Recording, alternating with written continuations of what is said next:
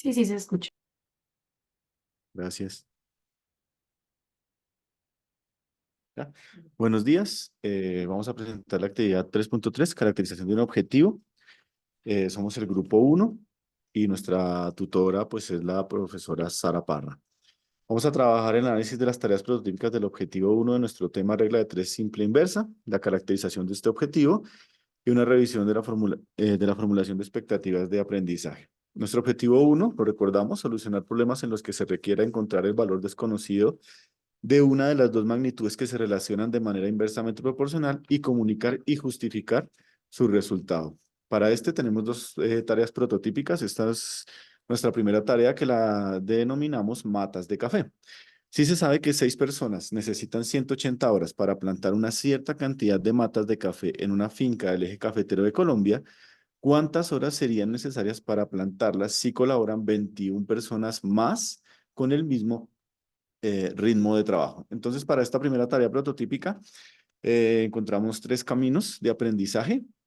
Voy a escribir el primero, que es como el más completo, y los otros, pues, solamente como lo que cambia en la estrategia en el centro, ¿no? Pues la entrada y la salida de los caminos es la misma, están subrayados con azul y naranja. Para este primer camino de aprendizaje, pues prevemos que los estudiantes leen el enunciado del problema y a partir de este pueden reconocer el valor numérico de las magnitudes que se presentan. En este paso podrían incurrir en el error de confundir entre sí los datos de la tarea. Luego realizarían las operaciones necesarias para completar los datos que se requieren sobre las magnitudes inversamente correlacionadas. En este momento podrían incurrir en el error de utilizar un valor numérico explícito en el enunciado cuando deberían deducir un valor que se da de manera pues implícita. También podrían deducir con los datos del enunciado pues un valor numérico de alguna magnitud cuando su valor está dado explícitamente. Si no se presentan estos errores, reconocerían que es una tarea de proporcionalidad inversa y en este paso podrían incurrir en el error de proponer un modelo de solución de proporcionalidad directa.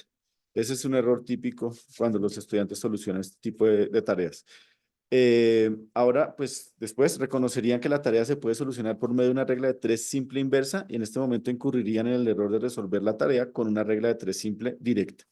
Si no se presenta este error, ubican los datos conocidos y desconocidos dentro de una representación tabular y en este paso podrían incurrir en el error de denotar las columnas o filas que corresponden a una magnitud con el nombre de la otra o seleccionar, por ejemplo, un número menor de elementos necesarios para elaborar esta tabla, esta representación tabular. Si no incurren en estos errores, extraen los datos de una tabla para plantear razones y proporciones de manera inversa. Y así podrían incurrir en el error de extraer de una tabla valores de diferentes filas o columnas para establecer la razón entre las cantidades de las magnitudes respectivas, o en escribir una proporción geométrica que no corresponda a los datos de la tabla. Posteriormente, validan pues la solución matemática en el contexto de la tarea, y aquí pueden incurrir en el error de encontrar un valor numérico que haga parte del procedimiento para responder al requerimiento, pero que no es la respuesta. O dar una solución que no es coherente con los datos que se encuentran en el enunciado de la tarea.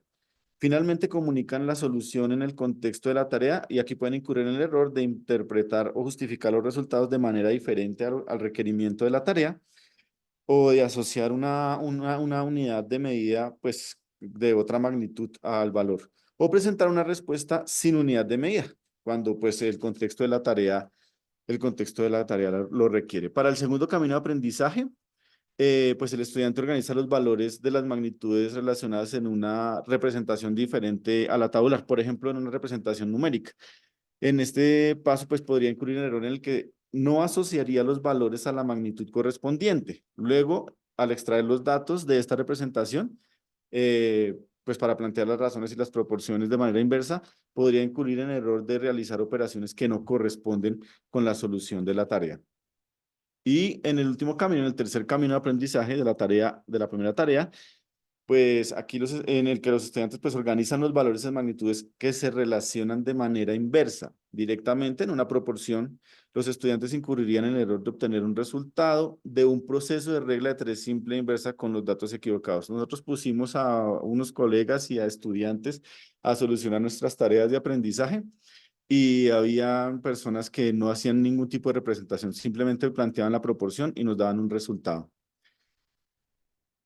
Aquí tenemos el grafo de los caminos de aprendizaje donde se colocan en conjunto los tres y aquí tenemos el grafo de secuencias. Ya ahorita explicamos un poquito esto. Para la tarea prototípica número 2. En una finca hay pasto para alimentar 600 reses durante 5 meses. Si se venden algunas reses y queda solo la tercera parte de la cantidad inicial, ¿por qué no es correcto afirmar que la misma cantidad de pasto alcanzará solamente para 10 meses? Justifica tu respuesta.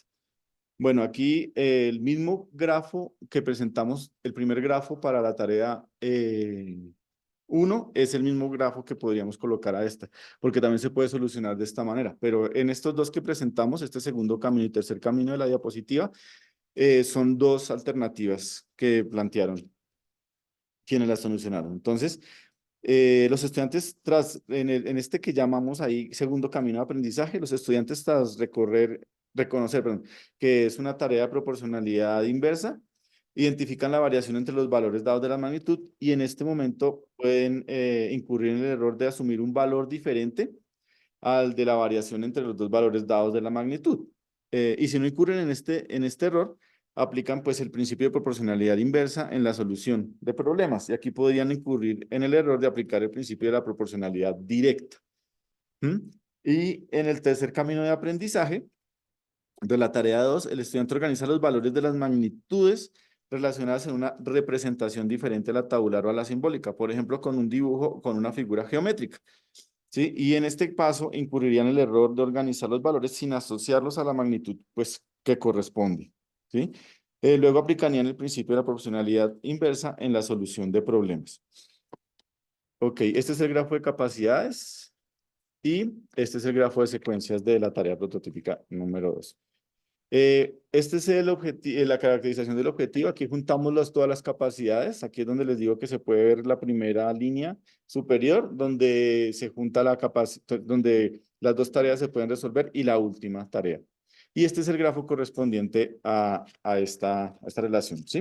Y esta es la tabla que describe, pues, todo esto. Y, pues, con esta tarea, pues, el estudiante, pues, la tarea implica que el estudiante pueda reconocer problemas que resuelven con proporcionalidad inversa, calcular el valor de variación que existe entre los valores dados de una magnitud, y algunos errores en los que podía incurrir, pues sería que proponga un modelo de solución de proporcionalidad directa cuando es inversa o que confunda la extracción de datos y la interpretación de estos al momento de hacer las operaciones, también en el momento de dar las respuestas a las tareas.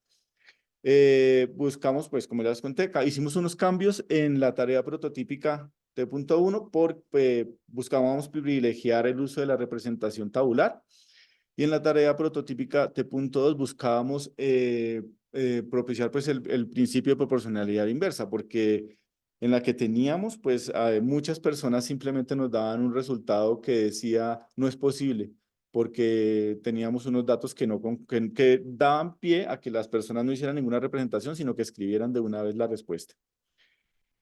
Añadimos 5 capacidades más y pues a estas les añadimos también sus respectivos errores. Y listo, muchas gracias.